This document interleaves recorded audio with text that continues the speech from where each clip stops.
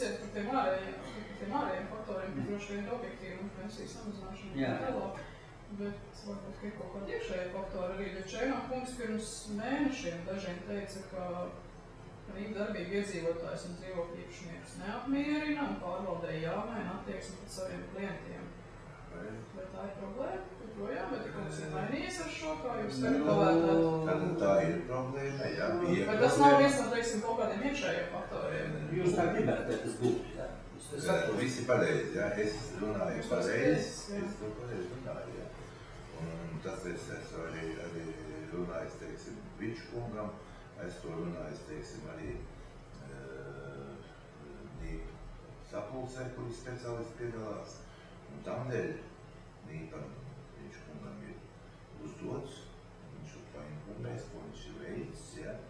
Tad ir, teiksim, nozares, kurām ir vislielākās sūdzības.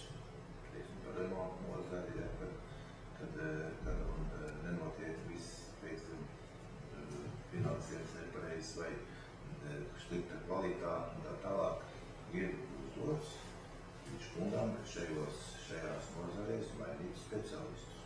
Un kādi speciālisti šodien ir mainīt, to viņš var pasaka, jā. Kas ir noticis par šo laiku? Kas ir mainīts? Esam izvērtējuši to. Mums pats galvenais atskaits punkti dzīvokļu īpašnieku sapulces, un tajās mēs arī dzirdam to, kas ir tas negatīvais, ko uztver mūsu dzīvokļu īpašnieki. Pirmais, kas parasti izskan, jā, un arī visas šīs domstarpības arī plānojot nākošos darbus, ir tomēr šis remonta dienests, jā. Tas ir pirmais, ko mēs viņu reorganizējam. Pēc ilgiem aprēķiniem mēs esam pieņēmuši tomēr arī tādu lēmumu, ka tehniskais direktors vairāk nodarbosies ar šo siltināšanas programmu, ja mums ir remontavāri dienas vadītājs pieņems darbā. Mums cilvēks, kuram būs savs skatījums, ja no savdabīgi no malas redzēs, jo ļoti daudz cilvēku strādā no pirmās dibināšanas dienas, un varbūt viņiem jau kāds jau palaižās un kaut ko neiedrauga, tāds mīnus, ja tas varētu būt. Būs izmaiņas, un tagad jau viņas ir izmaiņas. Tāpat tās arī eksploatācijas dienestā būs izmaiņas. Mēs ieviesīsim savu. Jā, tātad mēs esam jau ievērojuši mūsu likuma prasības, dzīvo māju pārvaldīšanas likuma prasības, kas vien stāsies spēkā no 1. janvāra. Mums ir speciālisti, kas var nodarboties ar šo apsaimniekošanu. Ja.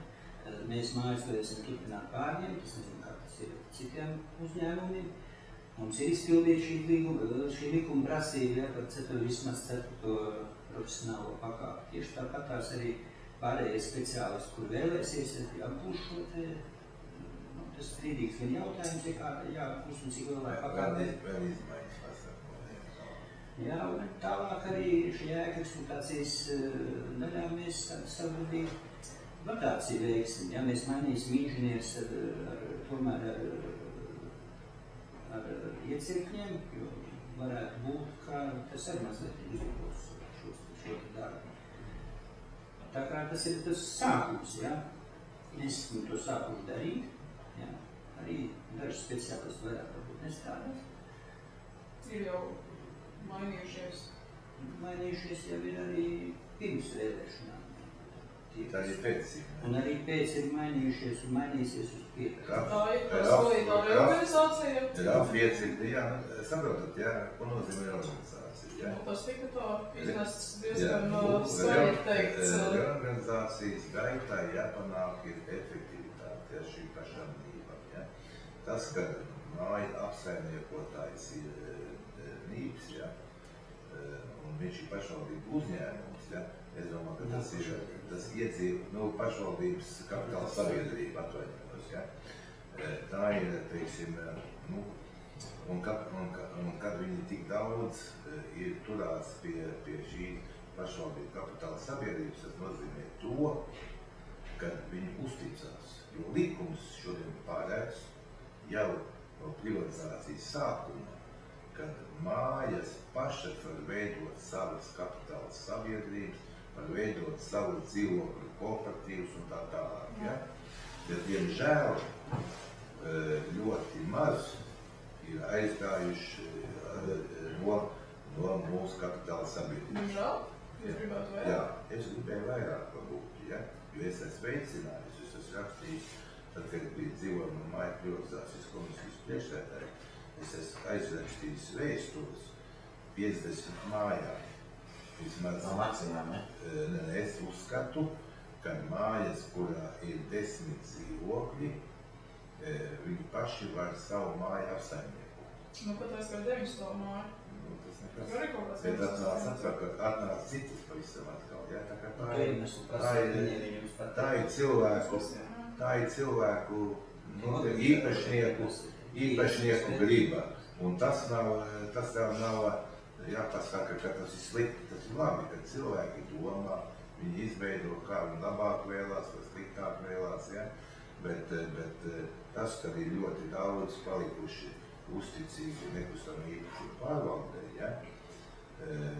Tas nozīmē to, ka tomēr uzticās pašvaldībai un pašvaldības uzņēmumam, jo nav tāda masveidīga, kā es mums izstāstīšu. Nav tāda masveidīga, un es jums varu pateikt, ja? Kā viņu realizē valstī, ja?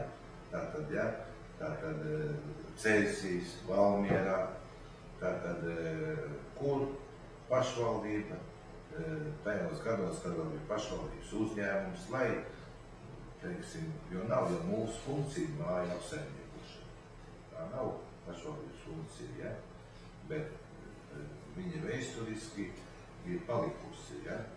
Tāpēc šīs uzņēmums šajās pilsētās automātiski uzlika ļoti augstas īres cenas, nelikumīgi un apsaimniekošanas cenas. Mums tajā laikā bija maksimālā 0,19. Viņi uzlika 50 centīm, ja? Un visi, kuri vēlējās, ja? Visi aizmuka no šī pašvaldības uzņēmuma, uztaisīja savu dzīves un tā tālāk. Un šodien, teiksim, ja, viņiem šo pašvaldības kapitāla sabiedrību pārziņē ļoti maz mājas, un tā parās Valmieras šīs mājas, vismaz lielāko daļu ir, ja? Viņas visi ir privāti uzņēmējiem mājas, ja? Un tāpēc es vēlreiz saku, ja? Labi, ja tas uzņēmējs ir godprātīgs, ja? Labi, un mēs te runāsim arī par citiem mūsu pašvaldības Jelgavā uzņēmumu, kuru apsaimnieko, un es ļoti negatīvs piemērs nosaukt ļoti daudzas, ja? Tā kā, tas būtu jāsaprot, ka tas, ka viņi neaiziet, ja? No mūsu nekustamā īpašuma pārvalde, tas liecina tikai to, ka viņi uzticās. Un vienmēr, teiksim, glābējs šīs mājas, kas izglāb, ja? Praktiski vienmēr ir tad mūsu nekustamā īpašuma pārvalde.